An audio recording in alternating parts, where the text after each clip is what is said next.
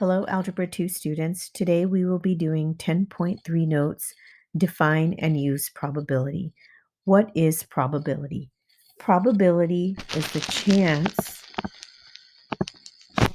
that an event will occur when an experiment is performed.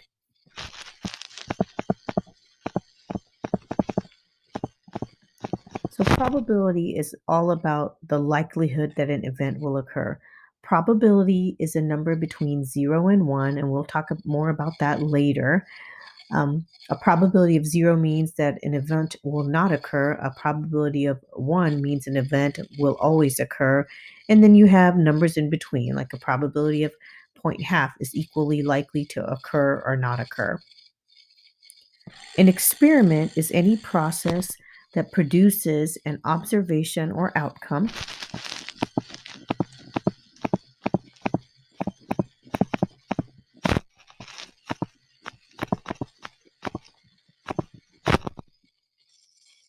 And a sample space is the set of all possible outcomes of an experiment S.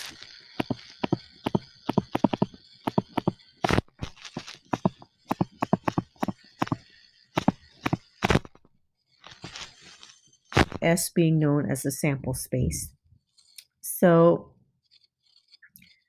in example 1, A and B, we are asked to identify the experiment process, the sample space, and the number of outcomes. So a child is born. The experiment would be the gender,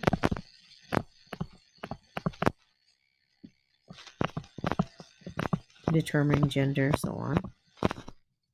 The sample space, denoted by the capital S, is you list both possibilities. So boy and girl are the parts of your sample space. And most oftentimes, your sample space is written with those two braces. And therefore, looking at that, you have two possible outcomes. The outcomes are boy or girl. Okay. For flipping two coins, and a lot of students like to draw a tree diagram, and you can totally do that if you want. So if you flip a coin, you're either going to get a heads or you're going to get a tails. That's for your first coin flip. For your second flip, if you had gotten a heads on your first flip, you're going to get either a heads or you're going to get either a tails. Now, if you had gotten a tail on your first flip, then for your second one, you're going to get either a heads or a tail. So now you can list your sample space after we determine what the experiment process is. So the experiment is the coin flip and notating whether it's heads or tail.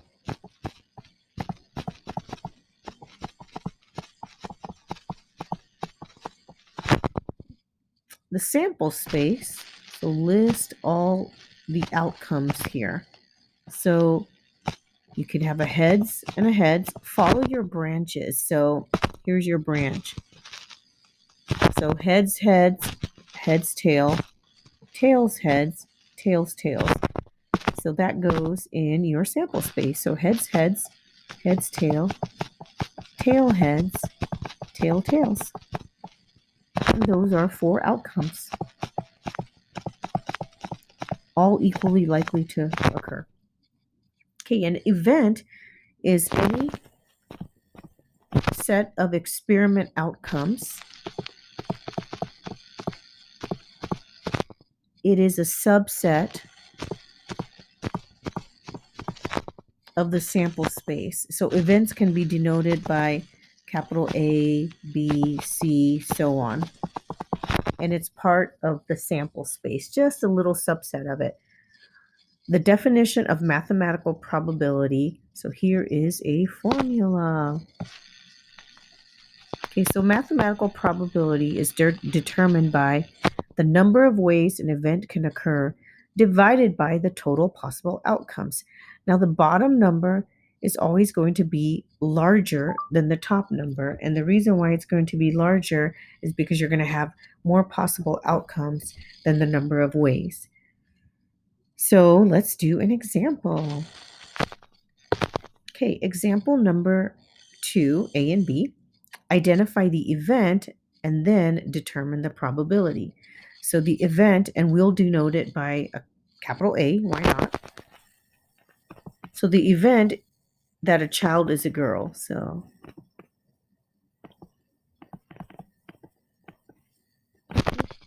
and then the probability, to denote probability, we use a capital P.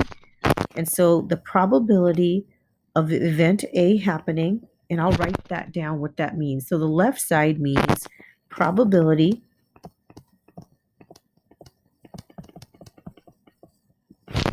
of event A occurring. So in this case, what's the probability that you are going to have a girl? And so the probability that you will have a girl is 1/2, because 2 is the total possible outcomes, boy or girl, and 1 is the number of ways that you're going to have a girl. So you can write it as a fraction or a decimal as a percent. Preferred is fraction, but decimal is just as fine. Okay, for part B, and we don't want to use A because we used A for event A, the capital letter A for girl. So let's just use a different letter. So we can call it B, the event that the second coin lands on tails. So if you go back to example 1B, you look at the outcomes where the second coin lands on tails, it's going to be heads, tails, or tails, tails. So that is your event. So the event is going to be heads, tails, tails. Okay, and then the probability of that event happening where the second coin lands on tails, there's 2 possibilities out of a total of 4. Because remember, we said there's 4 outcomes. There's heads, heads, heads, tails, tails, heads, tails, tails. And that reduces to 1/2, which is 0.5. All right. Now, we've all seen Venn diagrams before in different classes. I know you probably have seen them in your English classes to compare things and so on. But in math, you can use Venn diagrams to help you also. A Venn diagram is a visual representation of all outcomes and how they interact. We have some 4 vocab words here on the left side, and then I'm going to represent the vocab words with a picture. So a union is where all outcomes that are in A, event A, or in B. Okay, so all outcomes that are in A or B, or in both A and B. It will occur if either A or B occurs. And here's what the picture looks like. So I'm going to sketch a picture here for union, and you should too, so it makes more sense. So I'm going to draw 2 circles in here.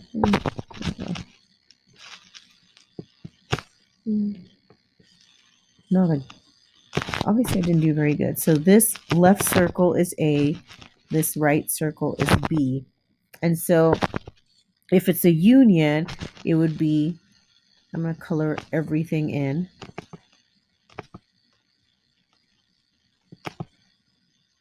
There we go. And that is represented by the following. So a union is represented with a U. So just like this.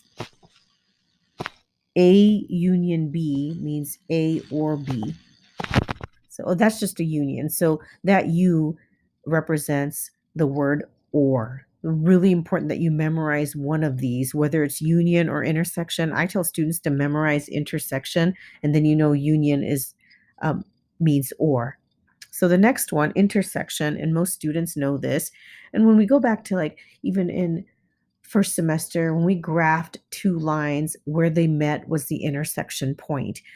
It's similar in Venn diagrams. So the intersection is where all the outcomes that are in A and B will occur.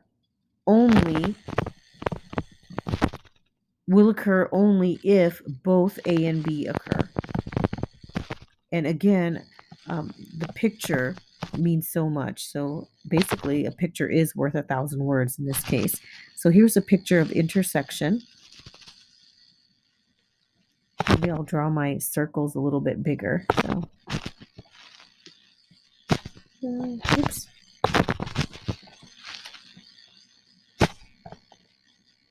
Didn't do that great of a job. You know what? I'm going to erase that. I'm going to make it a little bit better. So easier. I mean, just a little. There, that's better. Okay, so again, A is on your left, B is your rightmost circle. So this portion where they intersect, that is called the intersection, and it is written in this manner. So this is an intersection, and it's A and B. So the upside down U represents and. And I tell students just to memorize that one because intersection is pretty easy to understand. It's that middle region where the two circles meet. So memorize that, and then you'll know what union is. Null means nothing in common, so has no outcomes in common. And so these events cannot occur simultaneously. So at the same time, they cannot occur. A real life example would be you cannot be in your third period math class and third period science during third quarter at the same time. So those cannot occur simultaneously. These are known as disjoint or mutually exclusive events. And I'll talk about that vocab word again in section 10.4. So you don't need to worry too much about it right now. So this is what a picture of a null Venn diagram would look like. So here we go.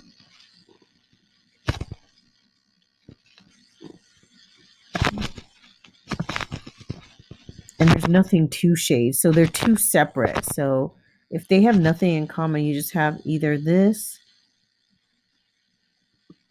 or that, but nothing joined. So nothing in common. So that is null. Okay. And lastly, complement. All outcomes in the sample space that are not in A will occur when A does not occur. This one's pretty easy to understand too, as long as I draw a picture and show you. So if you have, and we're just talking about A here, we're not going to talk about B, so I'm only going to draw one circle. So say here is event A. This is A. So if something doesn't happen in A, this is where you would be shading. So everything outside the circle is not in A. Everything in the circle is in A. So you would just color that whole shaded region in. I don't have to spend so much time coloring, but and this is how it's represented. So complement is represented with the following notation. How do I write not in A? Well, you can write the words not in A, but it's so much easier, and this is preferred, to write it like this. And so that means the complement of A. So this means not in A. Okay. And so the colored part, the colored part is not in A.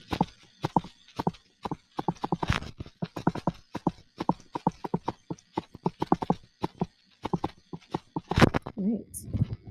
So now you know a little bit about Venn diagrams. We'll be able to analyze one too on our examples, on example 4. So looking at the back page in our last two examples, example 3, identify the event and the probability. So um, says A is the event that you have the first coin being heads, so HT. B is the event that the second coin is tails, so HT. Fine. Well, first of all, the main thing is to figure out what that means. So the upside down U is and. So you're looking for an intersection. Which one do they have in common? And hopefully you see right away that this is in common. So proper way to notate the event. So the event is A and B, and it will be HT. And then we were asked to find the probability. So the probability, P again for probability, that you get A and B to occur is one outcome out of a total of, or one way, because the HT is only one thing out of 4. There were, remember, 4 outcomes when you're tossing 2 coins, when you're flipping 2 coins. And so 1/4 is the same thing as 0.25. So we wrote the event and we found the probability. Okay, and the last little bit is one of my favorites, and that's a two-way table. A two-way table organizes the frequency, how often, that's what it means, how many numbers, of each outcome into categories. A two-way table will have 4 slots. That's a 2x2 table. And so I will show you how to make one from a Venn diagram. So example 4, the math club was asked to vote for which dinner they would like for their banquet. Construct a two-way table for the information shown in the Venn diagram and then answer the questions. So we are going to make a two-way table. Okay, so make a pretty decent sized table.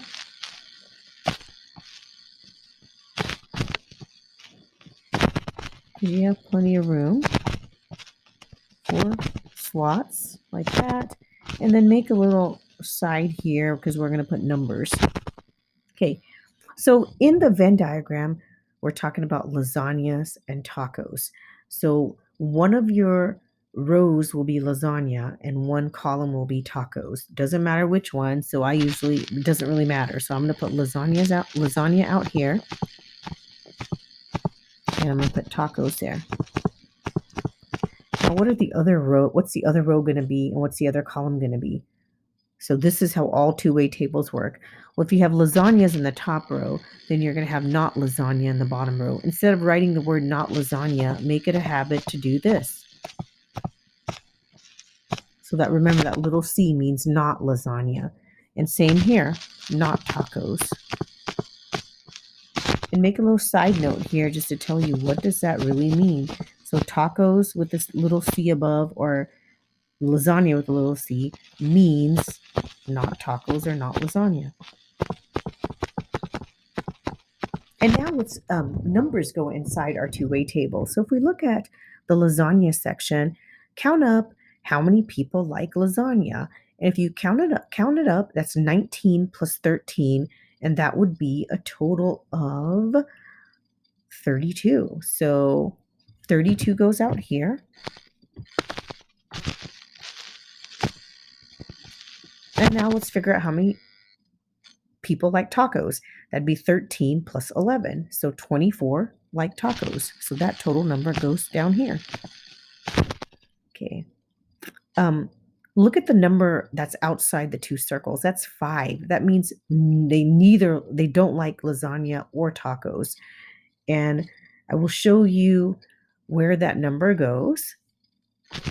And here's why it goes there. Because if you follow the row, it's not lasagna, not tacos. So that goes in the bottom right corner. And now we need to just figure out how many like both lasagna and tacos. And that would be the green section. the colored section. So this is the and part. And so that would go right here. Because if you look at it, that's lasagna and tacos. So 13 goes there. Now it's just a matter of subtracting. So in order for you to get a total of 32, this has to be 19, because 13 plus 19 is 32. This has to be 11. 13 plus 11 is 24. All the rows and all the columns must add together. 19 plus 5 is 24. 24 plus 24 is 48. There, and 11 plus 5 is 16. Make sure everything adds. 32 plus 16 is 48. And then 24 plus 24 is 48. You're good to go. Now you can answer your questions. What's the probability of tacos and lasagna? So probability of tacos and, look at the word and make your upside down U. And I'm just going to abbreviate and just put T for tacos and L for lasagna. And the probability that they like both is 13 out of 48. There's a total of 48 people in the math club. So 13 out of 48. Okay, for C, what's the probability of tacos or lasagna? Keyword being here, or. So probability of tacos or lasagna. Okay, so if you look at just lasagna only, that's 19 plus 13. So 19 out of 48 plus 13 out of 48. And then tacos plus 11 out of 48. Notice I didn't double count 13, but I included everything in the circle. So if I were to shade that section in, I would be shading in this section, that section, and that section. And if we look at your Venn diagram, the or has everything included in there. So erase everything. There we go, because it's annoying. Okay, and now I'm going to add up all of those. So that gives me 32, 43 out of 48. Or if I were to put in a calculator and got it in a decimal form, round to 3 decimal places is what I ask on the worksheet. So either one of those answers will work. And the last one, what's the probability of neither tacos nor lasagna? So that would be everything outside the Venn diagram. Or if you look in your two-way table, it would be the bottom right corner. So how's the proper way to notate that? So tacos or lasagna, but not. So that's what means neither of those. So that would be 5 out of 48. Or, yeah, I'm just going to teach you how to do that right now. It's just 5 out of 48. So, nothing fancy. And those are your notes for today. Have a great day, Algebra 2 students.